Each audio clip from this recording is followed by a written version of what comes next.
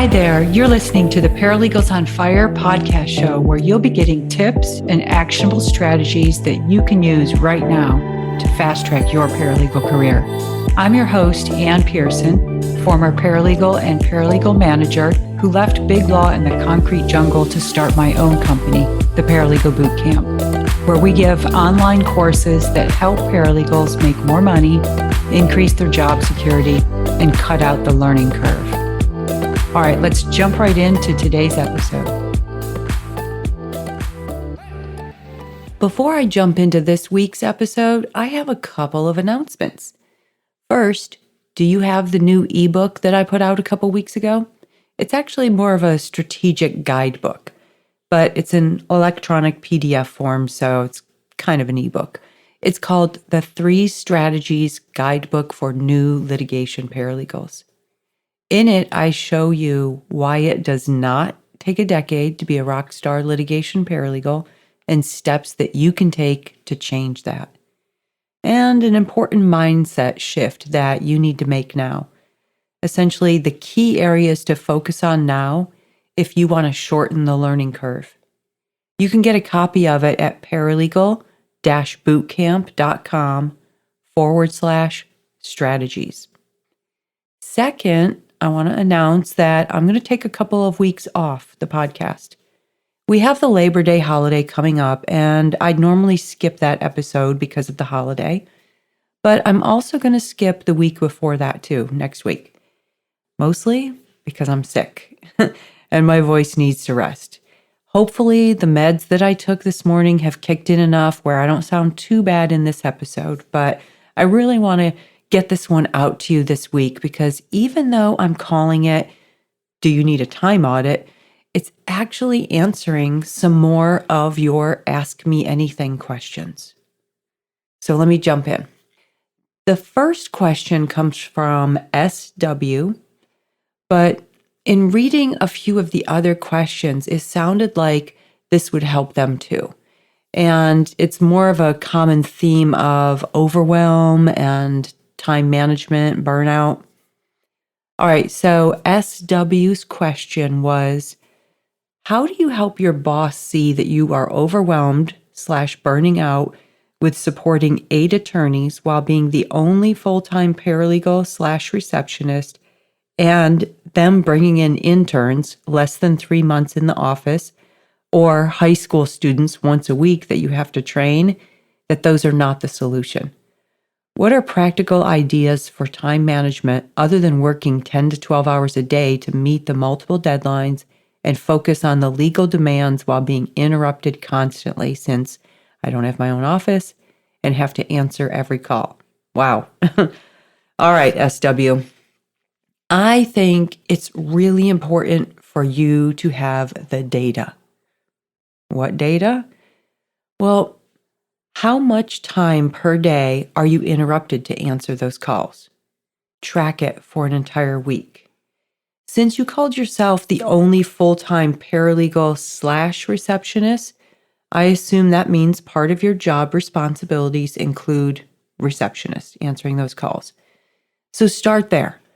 For 1 week, I want you to track every single thing that you do throughout the day. Now, you're not necessarily sharing that with the attorney yet because I want you to honestly track every single thing you do. Did you just grab your phone and give Facebook a quick scroll? Write it down. Did you go into the break room to grab some coffee and end up chatting with someone about how your weekend was? Write it down. Are you showing that intern how to do filing and some other tasks and you just spend an hour doing that? Write it down. Log it. When the phone rings and you're on the phone with a potential new client, write it down and what the phone call was. Write it all down. Use 6-minute increments if you can. Even if you're someone who doesn't have a billable hour quota, it's good to track your time in 6-minute increments because it's easy as a 0.1. So every 6 minutes is a 0.1. Why do this for a week? Because you can't just go to the attorney and say, I'm overwhelmed and stressed and I don't have time to answer the phones anymore. You want to first look at that data privately at the end of the week and ask yourself, What percentage of my day is spent on personal distractions and non-work stuff, like calls from the kids' school, your significant other, a text from a friend about dinner this weekend? If at the end of the week you look and see that 90% or more of your workday is spent on actual work-related activities, that's a good number. And that's what you want to share with the attorney. You start the conversation with, I've been feeling really overwhelmed. And so I went ahead and started tracking my day for an entire week to see where my time was going and what I could do to help with the overwhelm, what I could do better.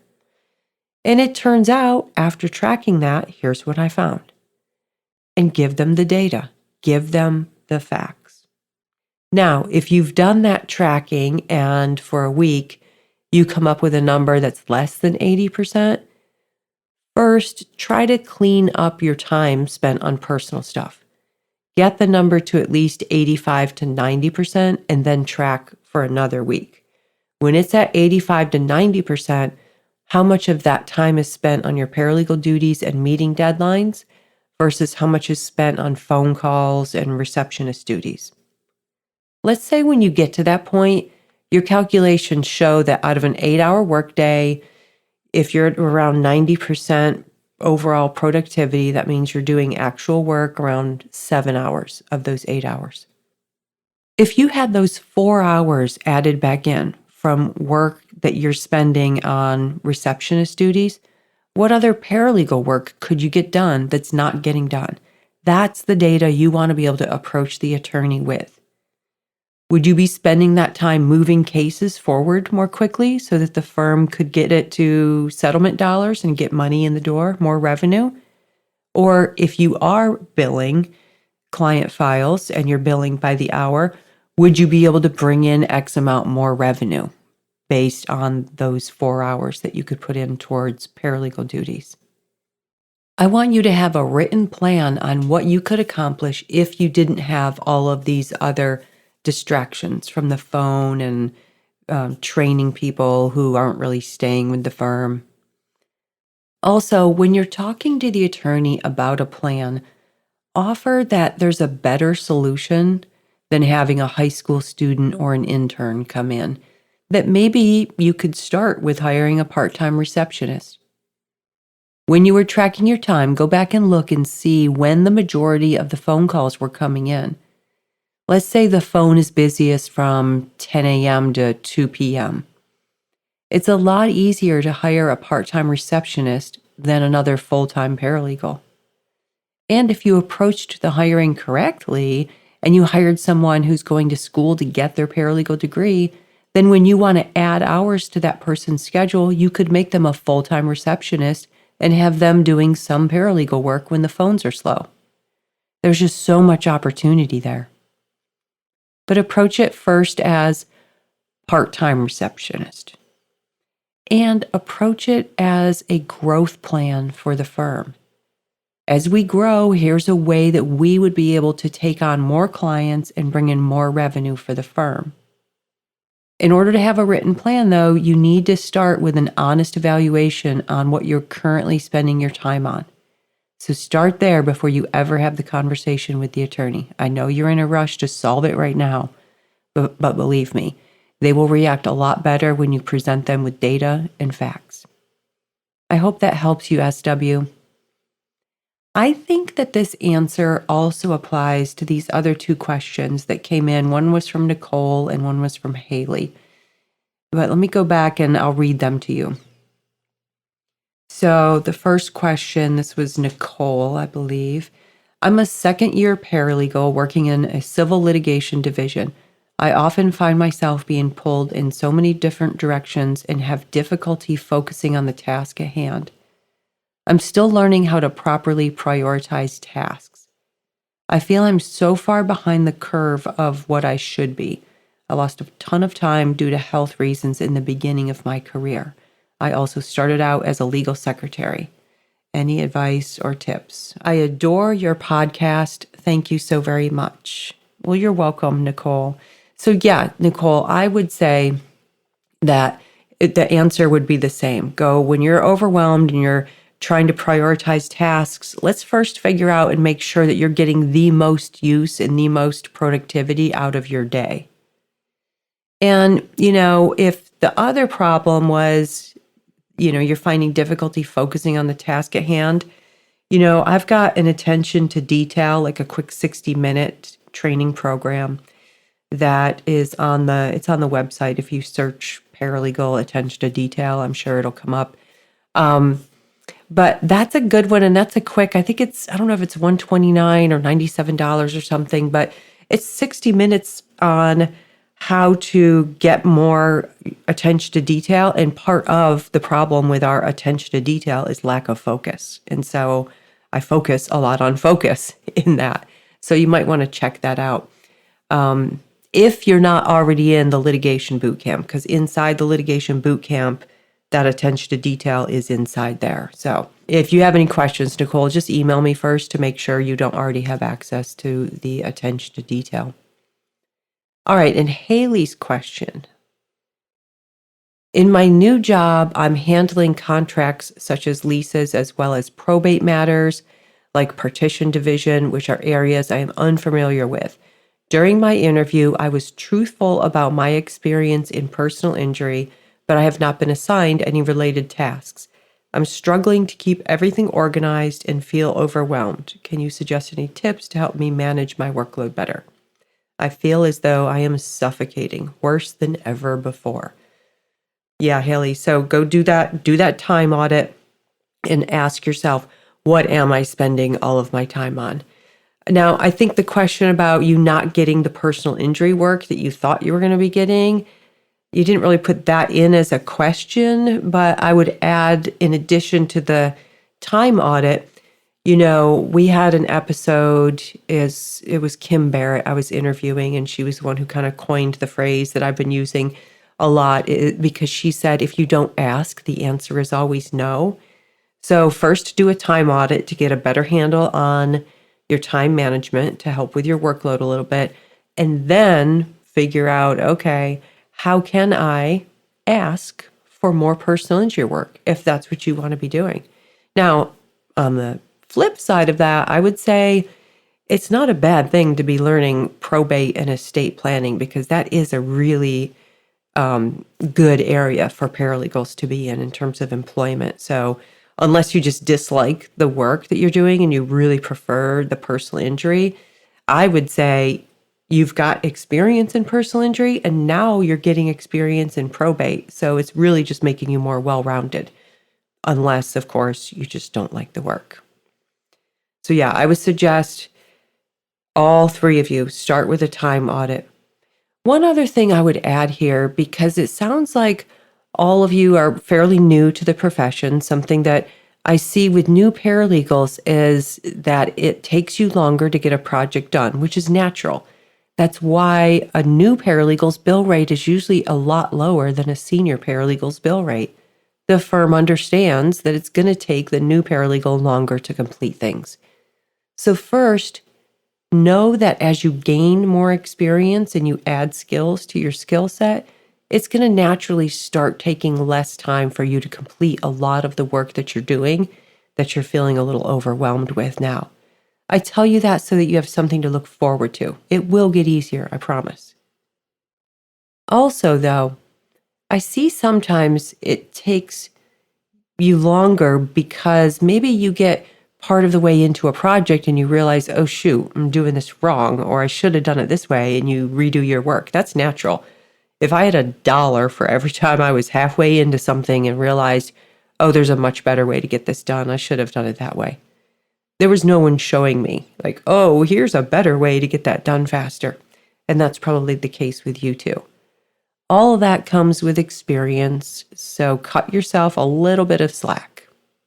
One other suggestion I would add here is, and this is just for general time management, grab yourself a couple of books, actually more than a couple. I'd find at least 3 books that you can read, get it on Audible, maybe listen on your way into work or when you're walking the dog in the morning. There are so many options out there depending on what your particular issue is with time management and what you want to accomplish. I can't really recommend a specific book because a book that I might find helpful on time management as a business owner is going to be different than what you might find helpful as a paralegal. For example, one of the books that I read a few years ago that really helped me was a book called Get Things Done. I think it's the GTD method. I can't remember the name of the author. He's a famous author. Anyways, I read that book and it's got a lot of great things on it on getting things organized and stuff. But I do remember as I was reading it thinking this would have never worked for me as a paralegal. Like the concepts in it just would take too long and, you wouldn't be getting things done. So that's why I'm saying what will work for you might be different than what will work for me. Just make sure that you read the reviews and you read what the summary is about. Maybe look up the author a little bit, see if they've been interviewed on a podcast or something where you can get a better idea of what the book is, the theory and the concept. Because that's one thing I'll tell you that I notice on a lot of the entrepreneur and business podcasts that I listen to. When somebody writes a book, they're going to be interviewed on podcasts or on YouTube because they're promoting the book. So you can usually get a little bit better idea what it's about. Now, all that being said about how our work is different, now that I am a business owner and what I do is I create courses, right? I create online courses for paralegals. I don't work as a paralegal with a bill bar requirement anymore. But one thing that I do that I just want to throw out to you and see if it's something that you might want to consider. You might walk away and say, well, that won't work for me, Anne, because I can't ignore emails from the client or the attorney. I agree. But one of the things that I do is I batch my work. And when I batch my work, and especially if I stick with it all week long, I have a very productive work week. So what does that mean? Well, let's say the podcast. I produce 3 to 4 podcast episodes every month, as you know, if you're listening. So pretty much every week, unless the Monday falls on a holiday weekend, because we found most people aren't listening to work-related podcasts on holidays. And to be honest, it gives me a little bit of a break every once in a while, so I only have to come up with 3 episodes that month. So except for the past few episodes, because I was sick, what I do is I try to batch my work and I'll say 1 day per month, I'm going to do all the research and come up with the topics and outline the episodes. In other words, do all the background work. Then another day, I'll block off 3 to 4 hours to record those 3 to 4 episodes. Now, as you know, most episodes are only around 15 to 20 minutes, unless it's an interview, but I block off that entire amount of time because sometimes I need a break in between. I know better than to think that I'm going to sit at this microphone and record nonstop for 3 straight hours. So what happens the rest of the day after recording? Then I'm handling the emails coming in from people who have questions about a course that they're taking, or they want to talk about enrolling their group of paralegals, questions from the bookkeeper and updates to courses, things like that. The reason I suggest blocking or batching your work is because you're more efficient. I know I am when I'm not task switching. Here's what it might look like for you. Let's say you've got 5 client files that you need to order medical records on, and you've got 3 that you need to draft the demand letter. And so instead of drafting the medical records request on 2 of them and then responding to some emails that have come in and then drafting one of the demands and switching back over to some other project, why not block out 1 whole hour, shut off your notifications, and do all 5 medical records requests at the same time? Then take a break, answer your emails and voicemails that came in during that hour. Then block out 2 hours to draft all 3 of those demand letters. I think you'll find that it'll take you less time because your mind is focused on that one particular type of task. Now, is that going to work in every situation? No. It may not even work for you, but I just wanted to throw it out there that that's what I do. And maybe it's something that you can customize and turn into your own. But regardless of that, Do a time audit, one solid week, and write every single thing down that you do and how much time you spent doing it. Now, if you have a billable hour quota and you're already entering your billable time into the system, you don't have to write down your billable time. Obviously, you can just go back and look at each day. But we all know there are big gaps in there. So you got to write down all those admin tasks that are non-billable things that you're doing. All right, so that's it for this episode. Like I said, I'm going to be skipping the next two, and I will see you the Monday after Labor Day weekend. And we'll be heading into September already. Well, we're almost there now. So hopefully we'll be a little bit cooler by the next time we get together again on this podcast. All right, that's it for today's episode. Thank you so much for listening.